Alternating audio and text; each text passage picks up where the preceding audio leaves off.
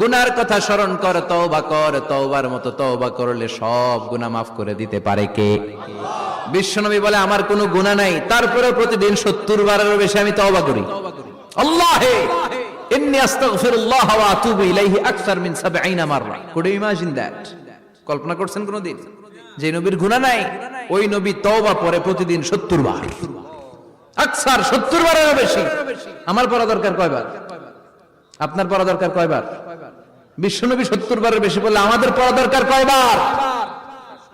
আর আমরা প্রতিদিন পড়ি কয়বার? কথা কন। আমাদের ভুল হবে, ভুল হতে সমস্যা নাই, ভুল হয় মানুষের স্বভাব, কিন্তু ভুল হওয়ার পরে ভুলের উপর অটল থাকা যাবে না।